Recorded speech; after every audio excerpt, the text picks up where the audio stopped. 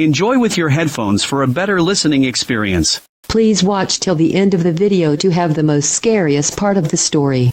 Reddit, what is your creepiest, most unnerving story? Real or not, please creep us out.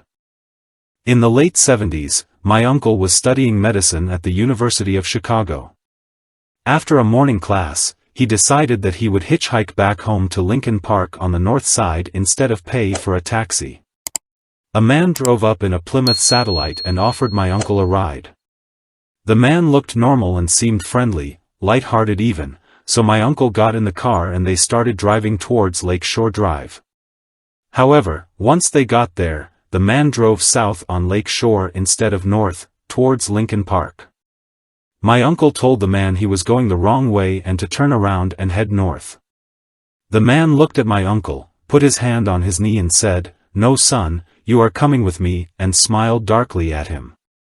My uncle froze in panic, and when they hit traffic near the South Shore, he quickly unlocked the passenger door and ran away without looking back. Year or two later on a cold December day, my uncle was having coffee in a cafe with my future aunt when he caught something on the TV that made his blood run cold. He saw the man that had picked him up from school that day the year before. He had been arrested for the suspected rape and killing of over 20 young men and boys. The man on the television was John Wayne Gacy. And he had removed the door handle off the passenger side door to prevent the men he picked up from escaping. I was driving a shortcut from 29 Palms, CA to Albuquerque, New Mexico. 29 Palms is located in the desolate high desert east of LA. The shortcut was all two-lane road through total nothingness, except for passing through Amboy, California. Amboy is a nearly abandoned town nearly as far below sea level as Death Valley, with a dormant volcano and lava field on one side and a salt flat on the other. It was also, at the time, a hotspot for satanic group activity. So I was driving by myself in the afternoon. I stopped in Amboy and snapped a picture of the city sign, just to prove I was there to friends who dared me to take that route to I-40. I got back in my car and proceeded to drive up into the mountain range between Amboy and I-40. Once I reached the top, I am driving north through a canyon with high grass on both sides of the road. Up ahead I see some stuff in the middle of the road.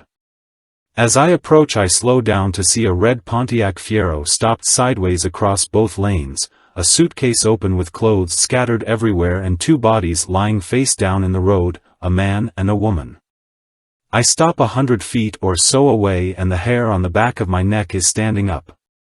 Being a Marine, I reach under the seat and pull out a 9mm pistol and chamber a round.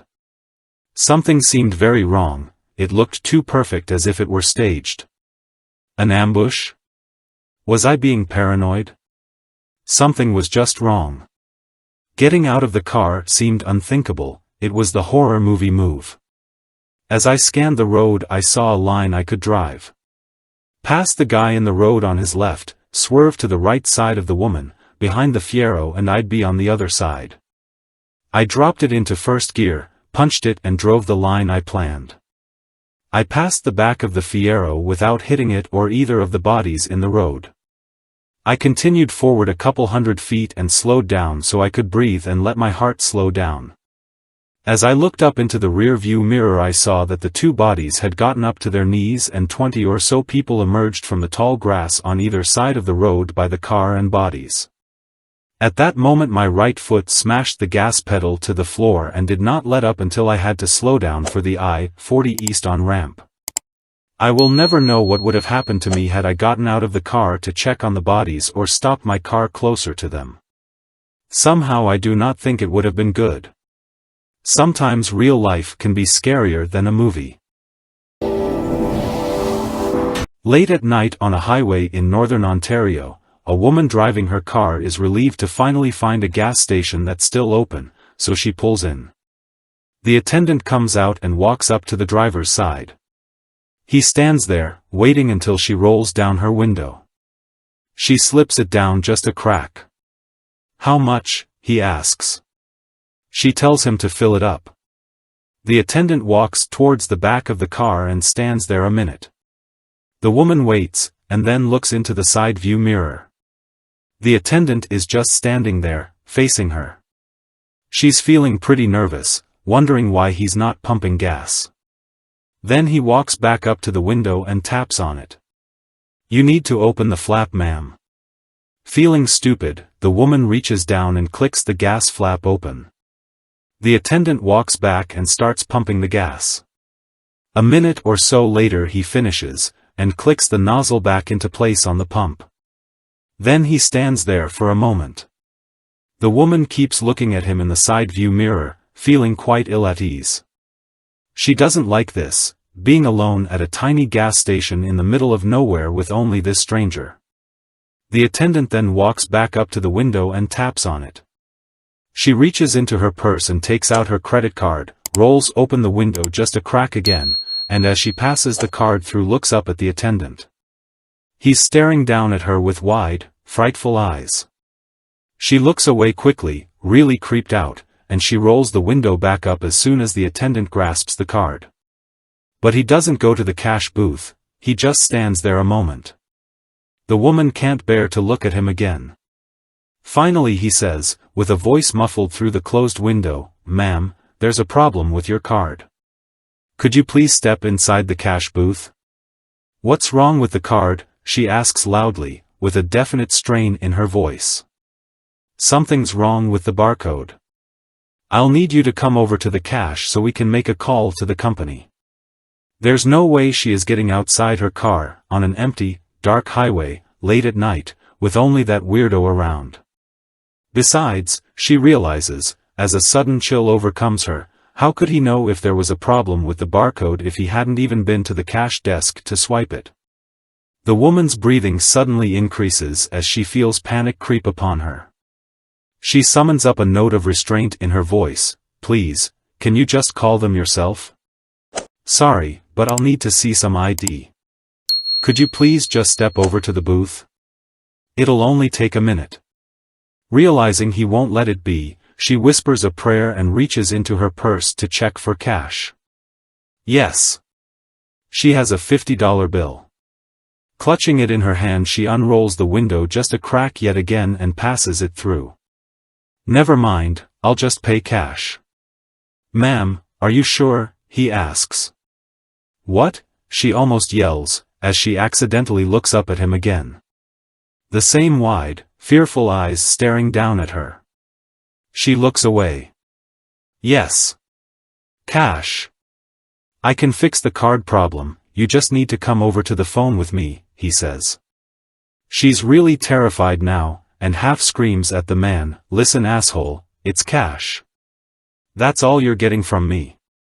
All right, he responds, "now you just wait right here and I'll go get your change. Don't move.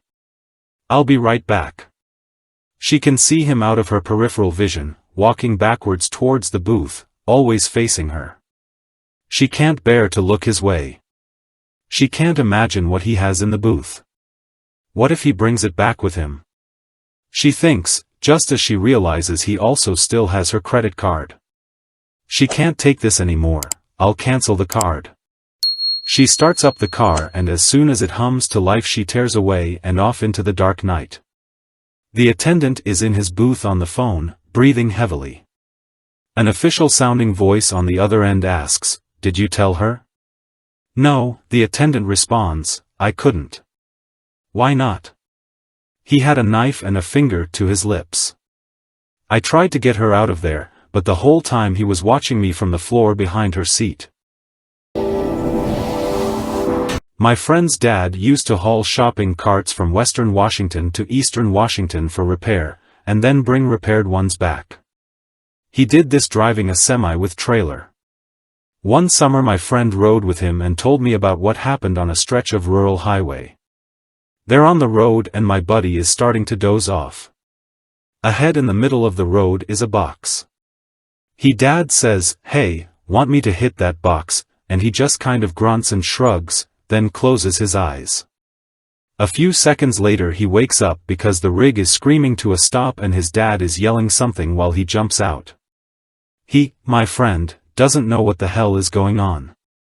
He gets out his side of the cab and looks back down the road where his dad is running. His dad is chasing and yelling at two little kids.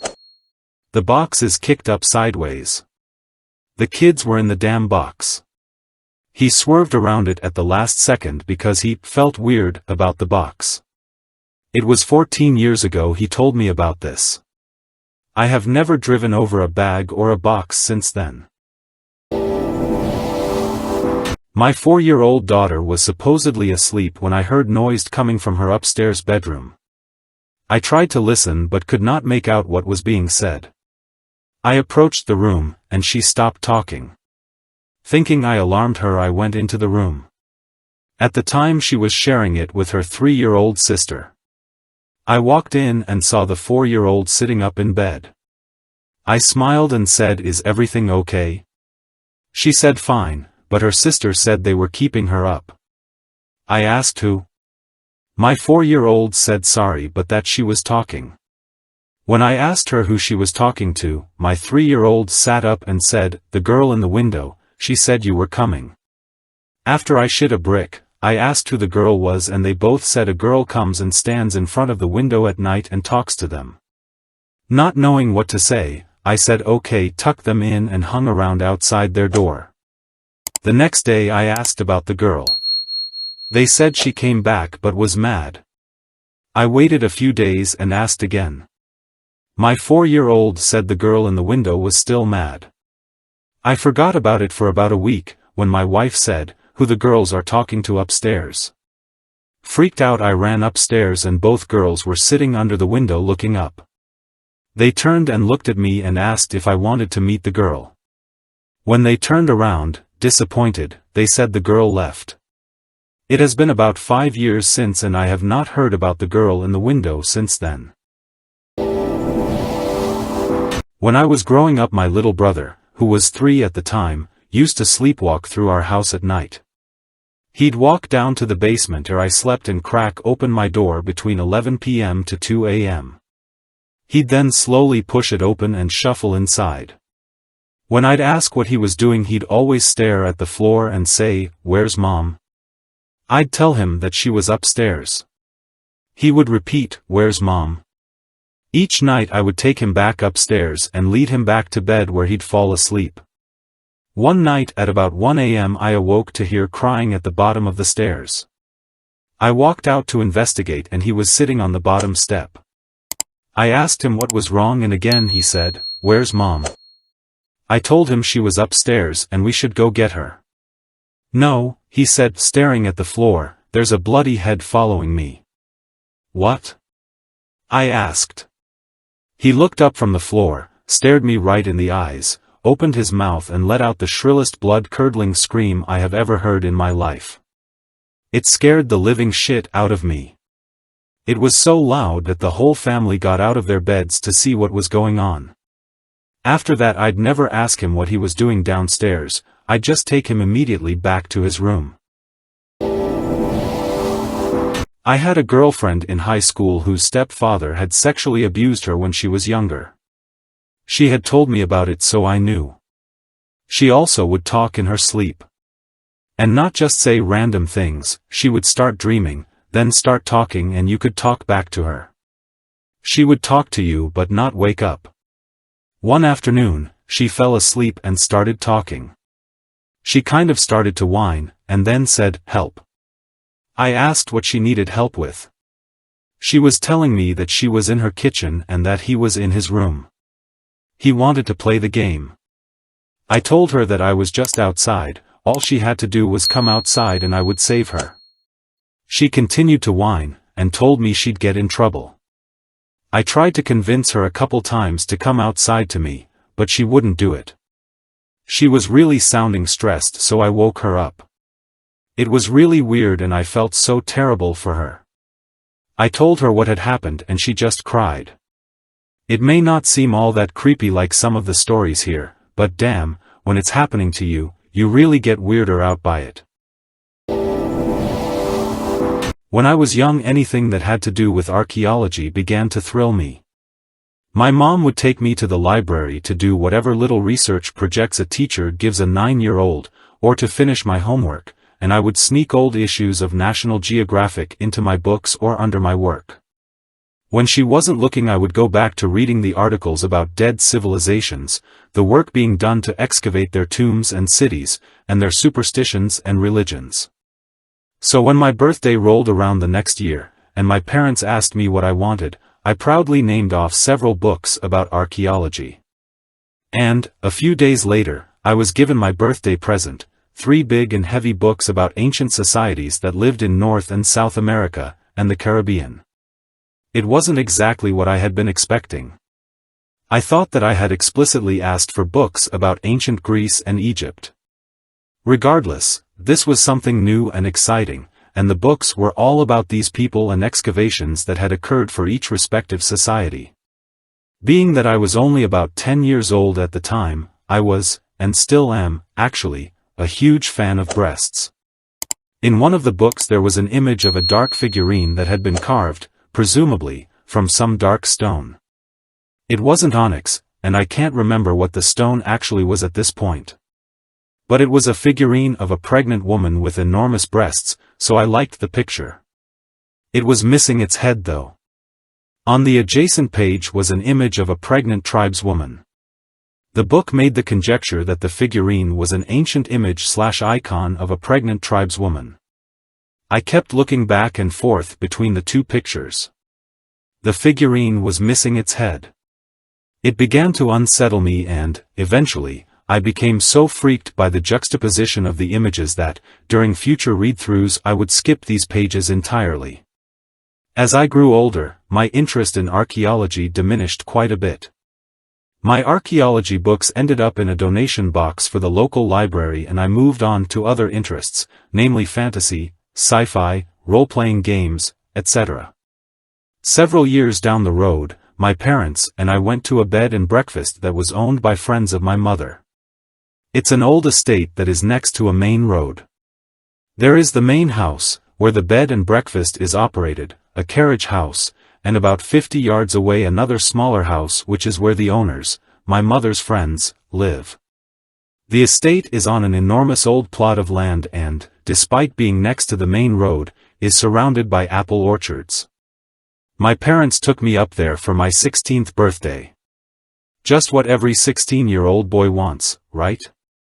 They were going to let me drive up and back though, since I had just gotten my license, so I acquiesced and went with them.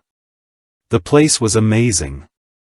It was enormous, there were stories of ghost sightings, all sorts of history surrounded the area, the houses on the property were all around 150 years old, and the orchards were awesome. The staffs at the B&B were really cool. Everybody was very laid back. One of the cooks was Sarine, a thin black woman. She was very pretty but distracted? Flighty? And she had this really thick island accent. Regardless, she was very entertaining, and she had an awesome laugh. When we were all hanging out at night, she would often turn her eyes toward the orchard and kind of get lost in her thoughts. We stayed there for a little more than a week. After the first few days I had grown somewhat bored. I asked my mother's friend if it would be okay if I took a stroll through the orchard. Sure, she said, explore as much as you'd like but get back here before sunset, there are coyotes in the area. Awesome. That childish urge to explore had woken up since I was immersed in a place that had some actual history. Something inside of me really wanted to find an old Civil War bullet or an arrowhead, anything really, out in the orchard.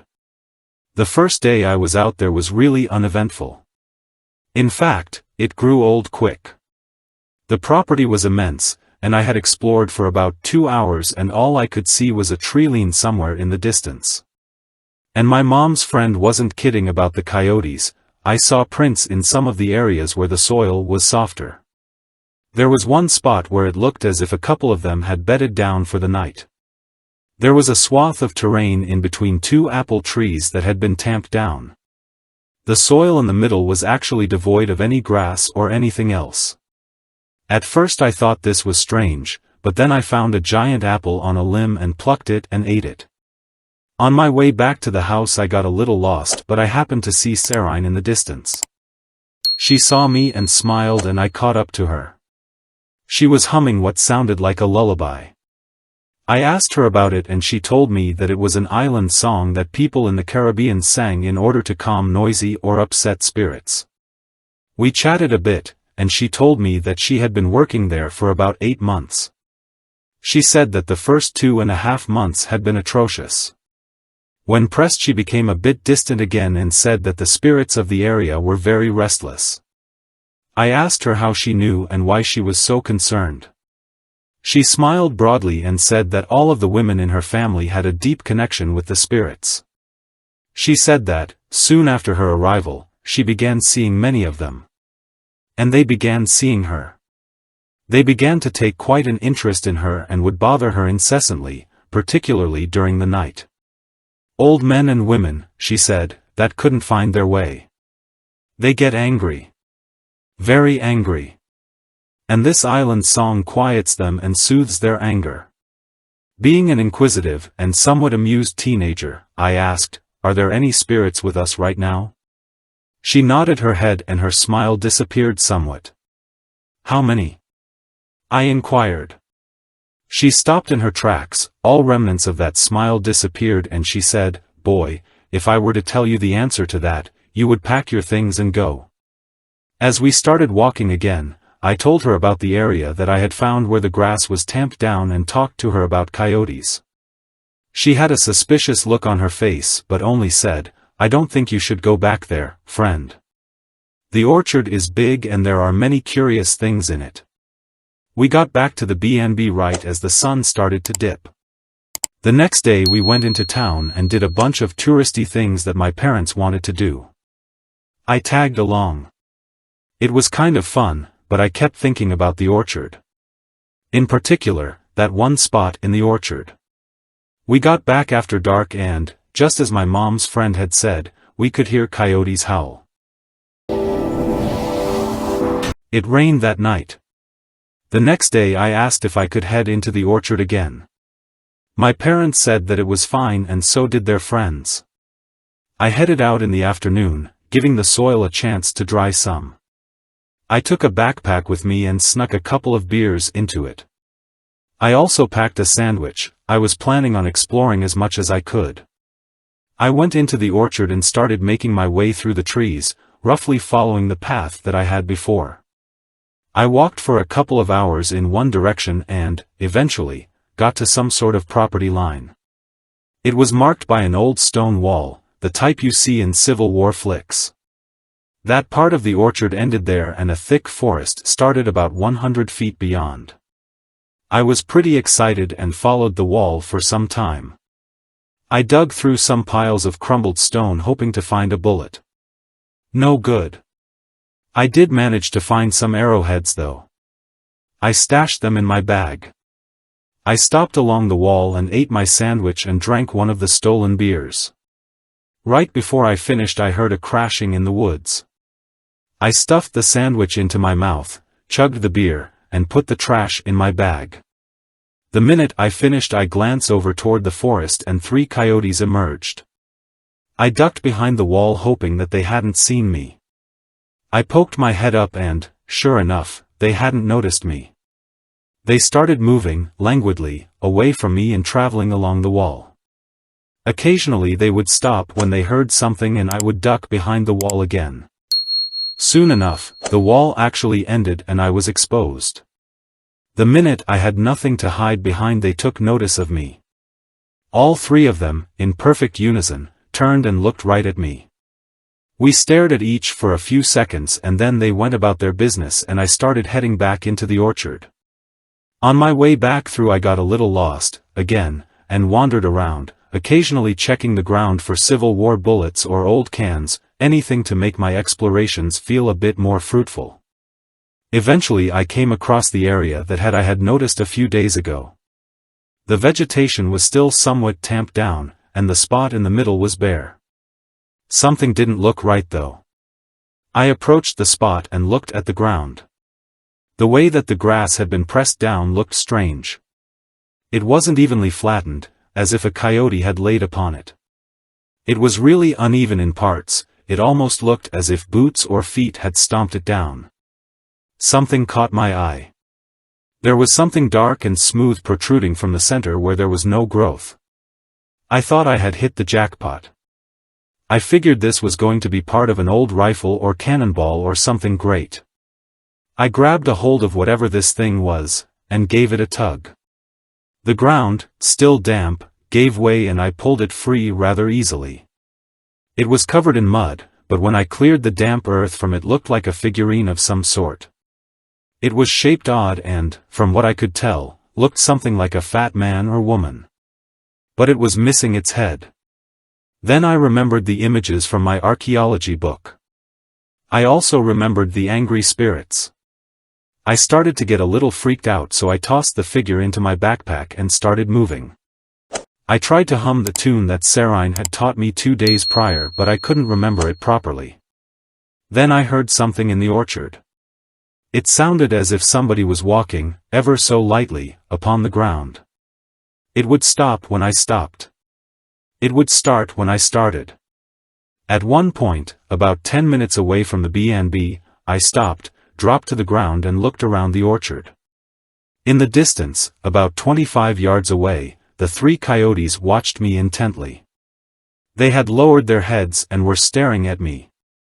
When I stood up and began walking again, they started tracking me again. I walked very, very slowly.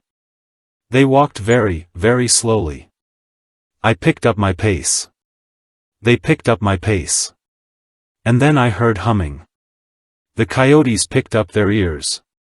I saw Sarine in the distance, coming my way. Relieved, I began walking toward her. The coyotes still followed. She saw me coming toward her and smiled.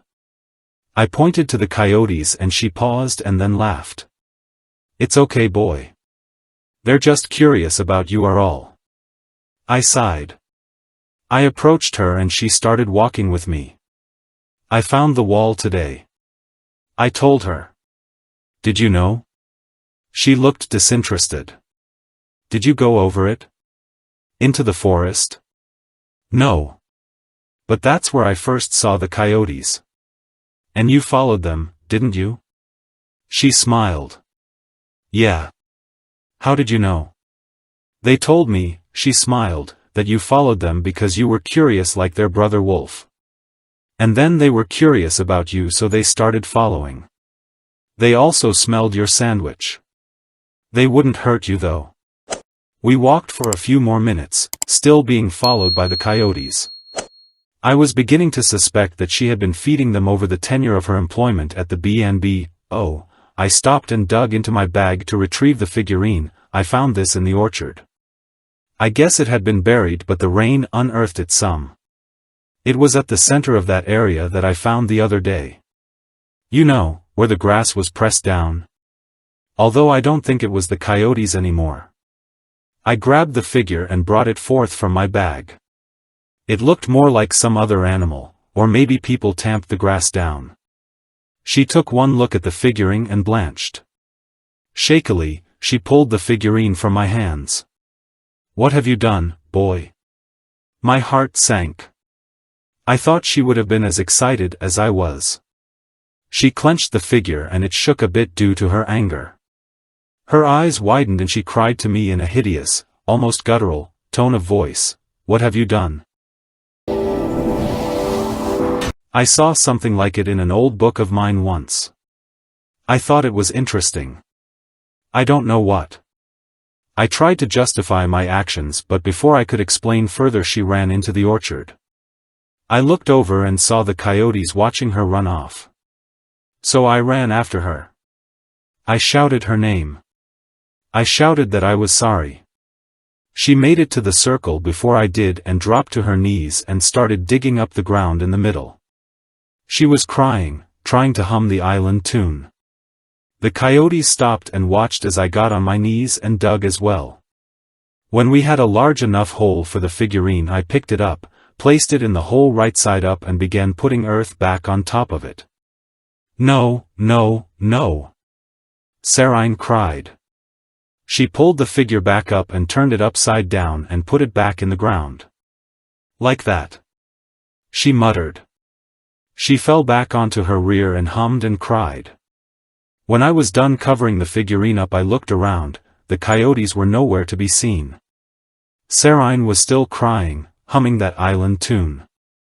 I searched for the right words of apology, but there were none. She scooted over, closer to me, and put her arms around me.